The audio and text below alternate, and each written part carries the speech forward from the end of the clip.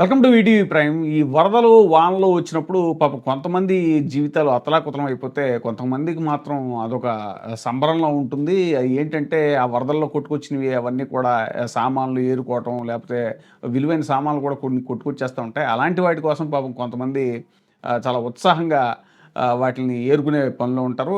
గోదావరి వరదల్లో కూడా అంతే. దొంగలు కొట్టుకొచ్చేస్తా ఉంటాయి. వాటి కోసం ఒక ప్రత్యేకంగా టీమే రెడీ అయిపోతారు.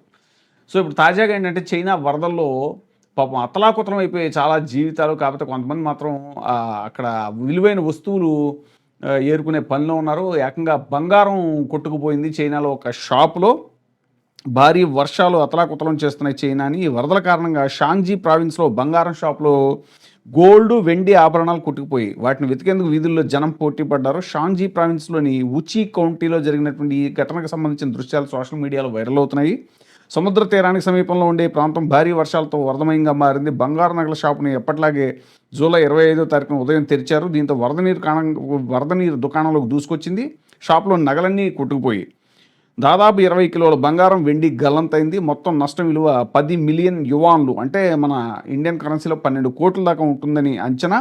బంగారం కొట్టుకుపోయిన విషయం తెలియగానే స్థానికులు భారీగా వీధుల్లోకి చేరుకుని బంగారం కోసం వెతుకులాట ప్రారంభించారు. మెటల్ డిటెక్టర్లు ఉపయోగించి మరీ ఆభరణాల కోసం వెతుకుతున్నారు. ఇప్పటివరకు 1 కిలో బంగారం మాత్రమే తిరిగి లభించింది. కొంతమంది తిరిగి ఇచ్చారు, కొంతమంది తిరిగి ఇవ్వలేదని పాపం దుకాణదారు లబోదిబోం అంటున్నాడు.